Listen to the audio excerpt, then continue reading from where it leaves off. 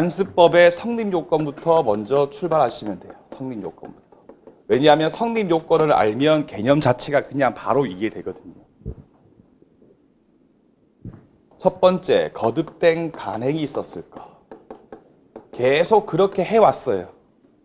계속 그렇게 해왔어.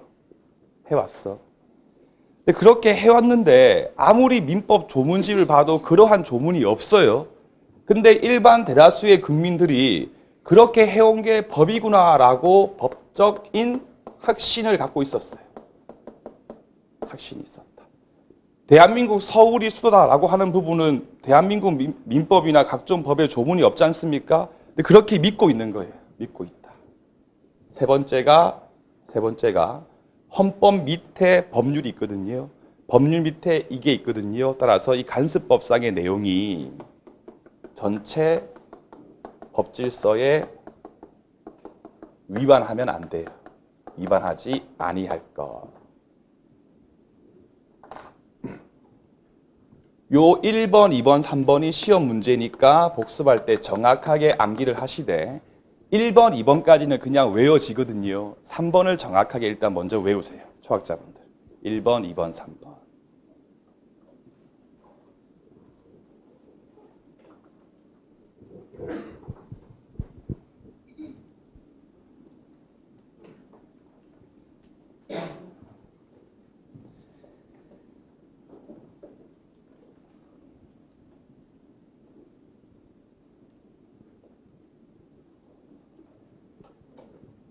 해서 목차 가번에 있는 의는 의미 없고요. 목차 나번에 목차 1번 갈게요. 거듭된 간행에 밑줄 긋고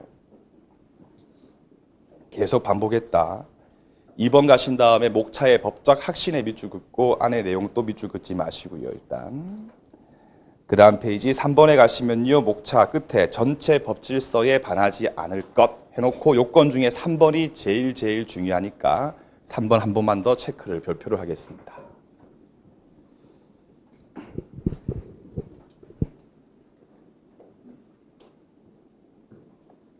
해놓고 요건 2번에서 나오는 쟁점부터 하나 잡아볼게요. 2번 쟁점. 간습법이 성립하려면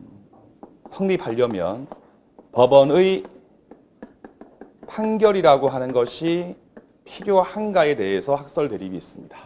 판결이 필요한가.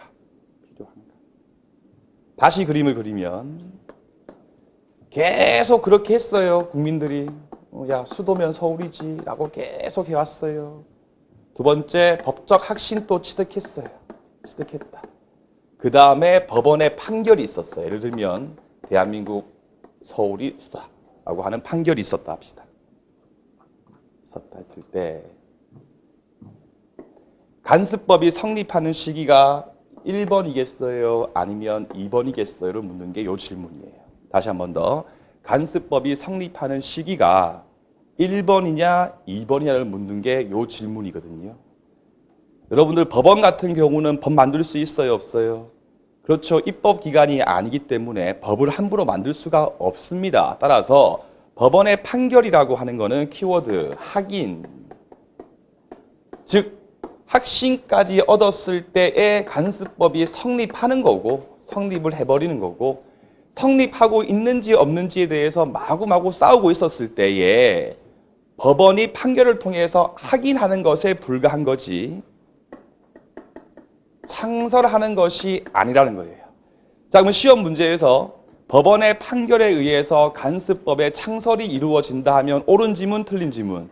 틀린 지문이라는 거예요. 알겠죠? 여기까지입니다. 결국은 줄이면 판결 필요 없다라고 하시면 되죠.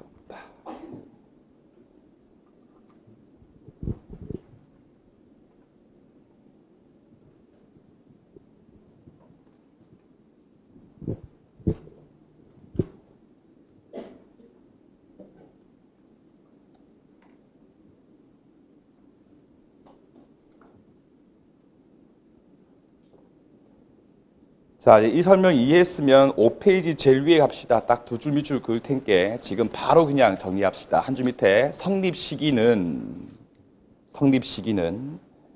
간행이 법적 확신을 취득한 때로 소급, 그 말이 판결 필요 없다는 거죠. 필요 없다. 까지 밑줄. 판결 필요 없다. 그래서 그 문단 제일 끝에 보시면 법원의 판단은 성립 요건에 해당하지 않는다. 지금 딱 정리하시고 복습할 때 패스하세요. 요거 지울게요. 자, 이제 여러분들 시험 문제에서 자꾸 물어보는 거, 요 3번을 볼게요. 3번. 그래서 그 밑에 보시면 판례 2개 있는데 위에 건 지금 보지 말고요. 밑에 판례만 지금 보시면 돼요. 밑에 판례만. 칠판 보시죠. 요 한자가 판례란 뜻이에요. 판자. 판례가 있다.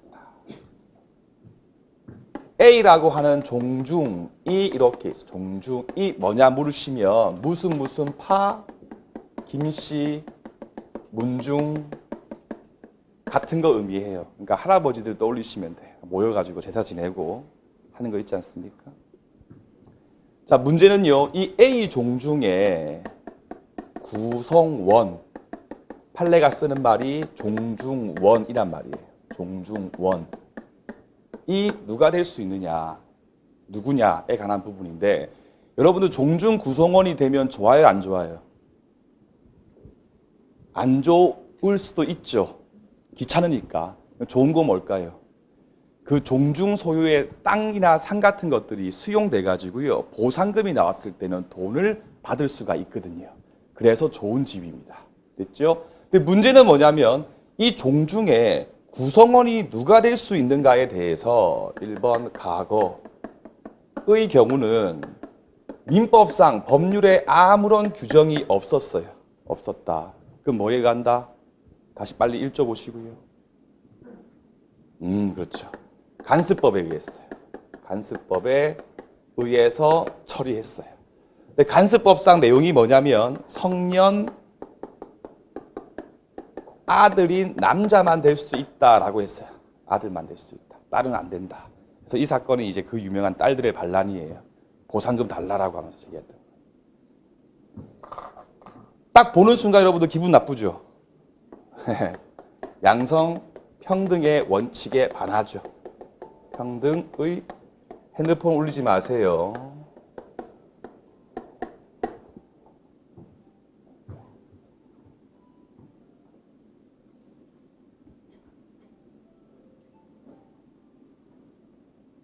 그래서 이 양성평등이라고 하는 전체 법질서에 이제 위반되지요. 그래서 이거는 과거고 현재의 경우는 2번, 현재의 경우는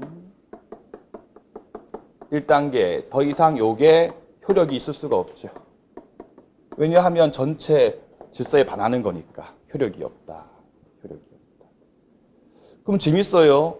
1번 법률도 지금 없죠. 법률도 없고 그럼 그 다음에 간습법에 의해서 처리가 필요한데 간습법도 지금 없지 않습니까? 그럼 뭐에 의한다? 그렇죠. 조리에 의한다. 조리가 뭡니까?